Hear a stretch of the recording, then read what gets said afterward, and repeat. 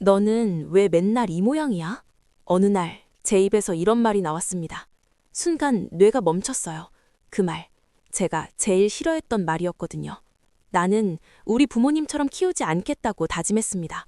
그런데 오늘도 아이에게 소리를 질렀어요. 거울 속에서 낯선 얼굴이 보였습니다. 우리 엄마였습니다.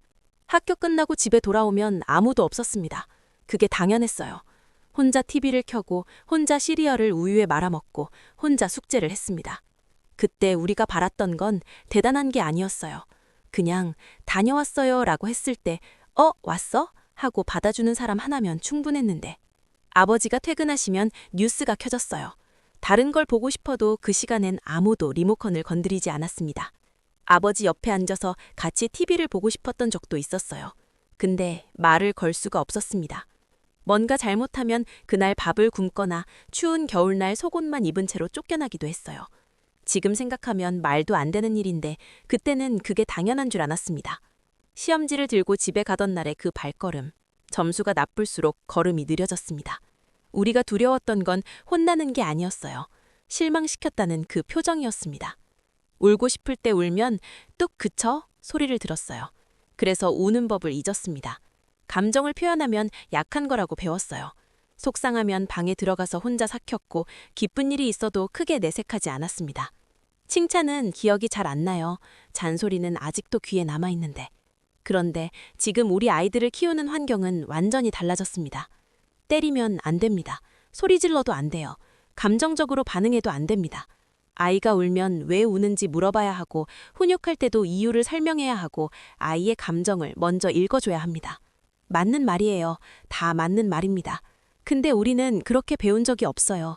우리가 어릴 때 누가 우리 감정을 읽어줬나요? 우리가 울 때 왜 우냐고 물어봐준 사람이 있었나요? 그러니까 지금 우리가 처한 상황이 이겁니다. 맞으면서 컸는데 나는 때리면 안 되고, 윽박지름을 당하면서 컸는데 나는 소리 지르면 안 되고, 감정을 억누르며 컸는데 내 아이의 감정은 받아줘야 합니다. 내 안에 있는 것과 내가 해야 하는 것이 매일 충돌하고 있어요. 그 간극에서 우리는 매일 지쳐가고 있는 겁니다. 부모님이 나쁜 분들이 아니었어요. 그냥 그게 그 시대의 방식이었던 거겠죠. 사랑받았는지 안 받았는지도 잘 모르겠고 이런 것들이 상처가 됐는지 아닌지도 모르겠는 그런 어린 시절이었어요. 우리는 그 안에서 나름대로 살아남았습니다.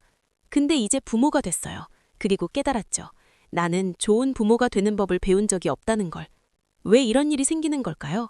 영국의 심리학자 존 볼비는 이걸 내적 작동 모델이라고 불렀습니다.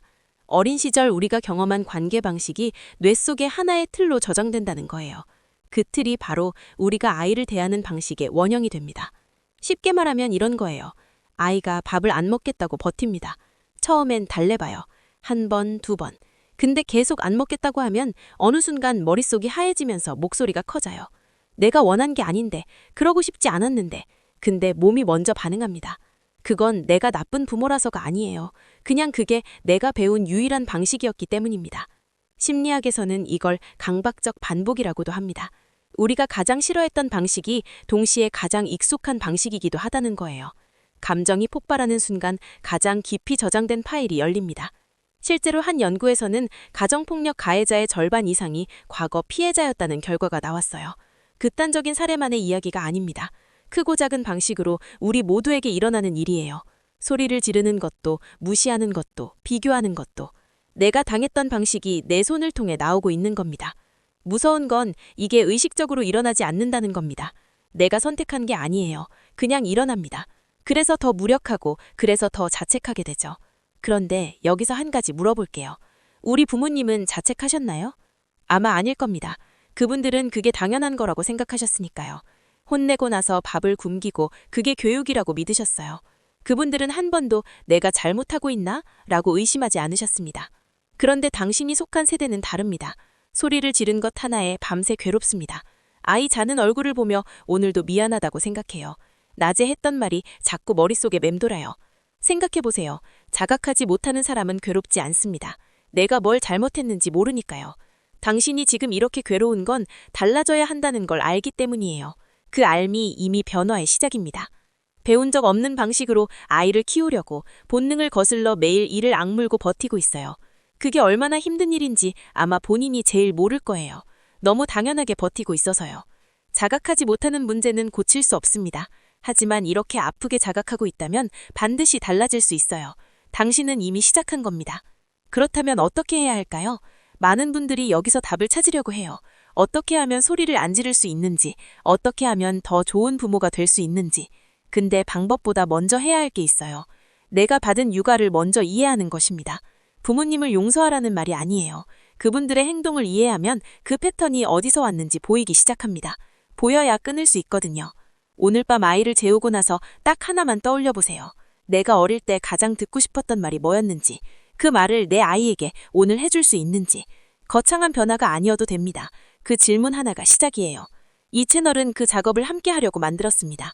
상처 유형별로 그게 부모가 된 지금 어떻게 나타나는지, 그리고 어떻게 달라질 수 있는지 하나씩 이야기해 나갈 거예요. 당신 혼자가 아닙니다. 오늘 영상이 당신의 이야기 같았다면 댓글에 남겨주세요. 어릴 때 가장 듣고 싶었던 말, 딱 한마디만요.